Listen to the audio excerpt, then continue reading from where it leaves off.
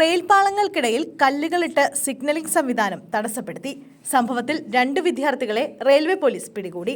പ്രായപൂർത്തി ആകാത്തവരായതിനാൽ ഇവർക്ക് താക്കീത് നൽകി വിട്ടയച്ചു.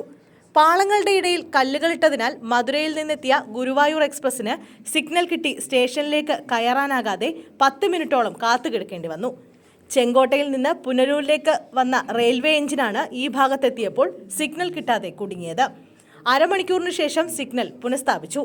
6 മാസം മുമ്പ് കുട്ടികൾ ഇതേ നിലയിൽ ഈ ഭാഗത്ത് കല്ലിട്ട് ട്രെയിൻ തടസ്സപ്പെടുത്തിയിരുന്നു.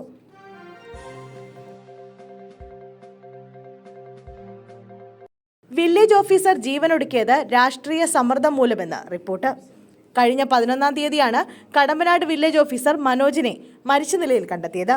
മനോജിന് സമ്മർദ്ദമുണ്ടായിരുന്നുവെന്നാണ് RDO കളക്ടർക്ക് നൽകിയ റിപ്പോർട്ടിൽ പറയുന്നത്. ആരുടെയും പേര് റിപ്പോർട്ടിൽ പരാമർശിച്ചിട്ടില്ല.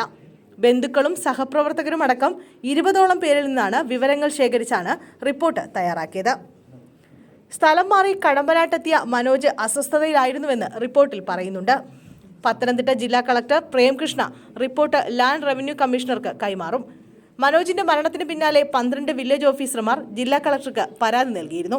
ഇതിന്റെ പശ്ചാത്തലത്തിലാണ് മരണം സംബന്ധിച്ച് RDOയിൽ നിന്ന് റിപ്പോർട്ട് ശേഖരിച്ചത്. വില്ലേജ് ഓഫീസർമാരുടെ പരാതി ജില്ലാ പോലീസ് മേധാവിക്കും കൈമാറിയിരുന്നു. ഇതിൽ അന്വേഷണം നടക്കുന്നുണ്ട്.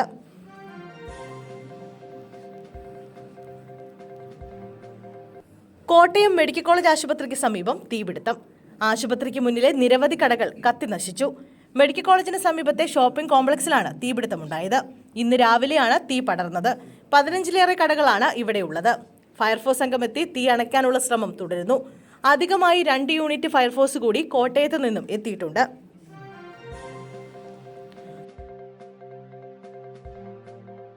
പുറക്കാട് കടൽ വീണ്ടും ഉൾവലിഞ്ഞു.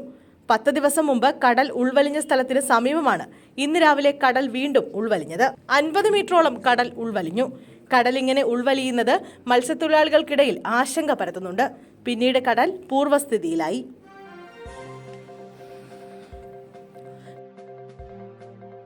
കോഴിക്കോട് മെഡിക്കൽ കോളേജിൽ വെള്ളം മുടങ്ങി. മെഡിക്കൽ കോളേജ് ഭാഗത്തേക്കുള്ള പൈപ്പ് ലൈനുകൾ ഒന്ന് പൊട്ടിയതാണ് പ്രതിസന്ധിക്ക് കാരണം. കോളേജിലെ ടാപ്പുകളിൽ ഒന്നിലും വെള്ളമില്ലാത്ത അവസ്ഥയാണ്. ഇതോടെ പ്രാഥമിക ആവശ്യങ്ങൾക്ക് പോലും വെള്ളമില്ലാതെ വലയുകയാണ് രോഗികൾ. കോഴിക്കോട് മെഡിക്കൽ കോളേജിൽ 1.5 ആഴ്ചയ്ക്കിടെ 2ാം തവണയാണ് ജലവിതരണം തടസ്സപ്പെടുന്നത്. ചെസ്റ്റ് ഇൻസ്റ്റിറ്റ്യൂട്ട് ഭാഗത്താണ് പ്രതിസന്ധി ഏറെ ഉണ്ടായിട്ടുള്ളത്. വാട്ടർ അതോറിറ്റി ടാങ്കറിൽ വെള്ളം എത്തിച്ചത് താൽക്കാലിക ആശ്വാസമായി. വിഷയം വിവാദമായതോടെ മെഡിക്കൽ കോളേജ് അധികൃതർ ജലവിതരണം കൂടുതൽ കാര്യക്ഷമമാക്കി. വൈകുന്നേരത്തിനുള്ളിൽ അറ്റകുറ്റപ്പണി പൂർത്തിയാക്കി ജലവിതരണം പൂർവ്വസ്ഥിതിയിലാക്കുമെന്ന് വാട്ടർ അതോറിറ്റി അറിയിച്ചു.